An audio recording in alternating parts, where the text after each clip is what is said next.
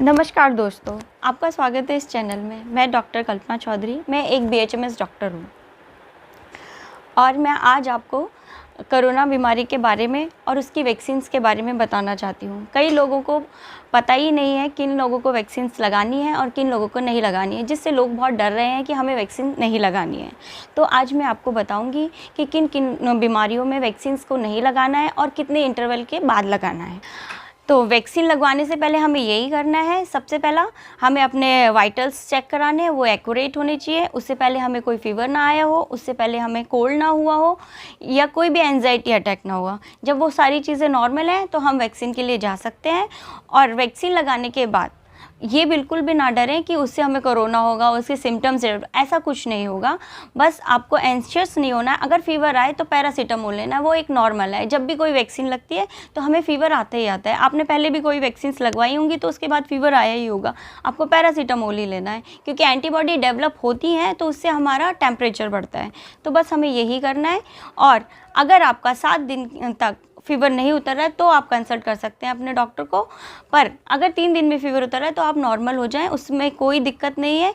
आपकी वैक्सीन ने काम किया है और 15 से 20 दिन में आपकी एंटीबॉडीज़ डेवलप होंगी। आप ये ना सोचें कि आज मैंने वैक्सीन लगा लिया और मैं बाहर जा सकता हूँ, मुझे कोरोना नहीं होगा। ऐसा बिल्कुल भी ना करें, क्योंकि किसी भी चीज़ की एंटीबॉडीज़ बनने में 15 से 20 दिन लगते हैं। तो 15 से 20 दिन के बाद एंटीबॉडीज़ डेवलप होंगी। अगर उससे पहले आपको कोरोना हो जाता है तो वो उतना ही इम्पैक्ट करेगा जितना बिना वैक्सीन के करता। बट हाँ, अगर आपको 15 से 20 डेज़ हो चुके हैं वैक्सीन लगवाए तो कोरोना अगर आपको होता है तो उतना इम्पैक्ट नहीं करेगा। बट ऐसा नहीं है कि आपको कोरोना नहीं होगा, बट आपको माइल्ड होगा, बहुत ज़्यादा डैमेजिंग नहीं होगा। आपको हॉस्पिटल जाने की ज़रूरत नहीं होगी, वो कंट्रोल की जा सकती है मेडिसिन से। और मैं आपको बताऊँगी कि किन किन लोगों को वैक्सीन लगवानी चाहिए। जैसे कि आजकल लेडीज़ में बहुत ज़्यादा डर है कि हमें वैक्सीन नहीं लगानी है। क्यों नहीं लगानी है? उन लेडीज़ को नहीं लगानी है जो फ़ीड करा रही हैं, क्योंकि वो अपने बच्चे को दूध पिलाती हैं तो उसके थ्रू कुछ चीज़ें उनके सिस्टम में जाएगी जो कि उनको नुकसान पहुंचा सकती है। क्योंकि अभी इसका पूरा पता नहीं चला है कि वो नुकसान पहुंचाएगी कि नहीं पहुंचाएगी। तो उस प्रिकॉशंस के बेसिस पे हम उन लेडीज़ को वैक्सीन्स नहीं लगवानी चाहिए। और कई लोगों में ये डर है कि पीरियड्स में वैक्सीन्स नहीं लगवानी है। बट पीरियड्स का कोई भी वैक्सीन से लेना देना नहीं होता है, वो एक अलग पार्ट है, हमारा एक अलग सिस्टम है। वैक्सीन्स का काम जो है वो बहुत अलग है, वो एक एंटीबॉडीज़ प्रोड्यूस करती है, ना कि वो हमारे किसी भी मेंस्ट्रुअल सिस्टम को डिस्टर्ब करती है। तो इससे बिल्कुल भी ना डरें, हमें वैक्सीन्स लगानी चाहिए। उस केसेस में कुछ लोग हैं, जैसे प्रेगनेंसी है तो प्रेगनेंसी में उन लेडीज़ को वैक्सीन्स नहीं लगानी चाहिए, क्योंकि प्रेगनेंसीज़ में हमारी बॉडी में बहुत सारे चेंजेस होते हैं, बहुत सारे हार्मोनल चेंजेस होते हैं। तो उस कारण से हम उन लोगों को मना करते हैं कि उन लोगों को वैक्सीन नहीं लगानी है। फिर हम बात करते हैं कुछ और जो जिनको के वजह से वैक्सीन्स नहीं लगवानी है। किसी को बहुत लंबी बीमारी है, जैसे किसी को बहुत ज़्यादा अस्थमेटिक है, वो पहले से ही इतनी सारी मेडिसिन्स ले रहे हैं, तो उनको ये वैक्सीन्स नहीं लगवानी है। कई लोग हैं जैसे कि टीबी के मरीज़ हैं, उनको नहीं लगवानी है, क्योंकि वो ऑलरेडी उतनी ही मेडिसिन्स ले रहे हैं अपने रेस्पिरेटरी सिस्टम में, तो उनकी एंटीबॉडीज़ उससे बन रही हैं, तो उनको नहीं लगवानी है।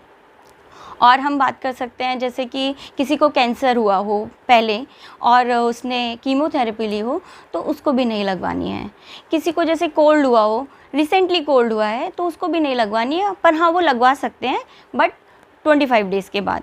25 डेज़ के बाद वो नॉर्मल हो जाएंगी उनकी एंटीबॉडीज़ भी, और वैक्सीन भी उनको कोई ऐसा इफ़ेक्ट नहीं करेगी, तो वो लोग लगवा सकते हैं। अगर आपने वैक्सीन लगवा ली है तो जैसे कई लोगों का क्वेश्चन होता है कि हम ब्रेस्ट फीडिंग करा सकते हैं कि नहीं करवा सकते, तो हमने पहले ही बोला है कि जो लोग ब्रेस्ट फीडिंग करा रहे हैं तो उनको वैक्सीन नहीं लगवानी है। और तो अगर आपने लगवा ली है तो आप अपने बच्चे को दूध ना पिलाएं।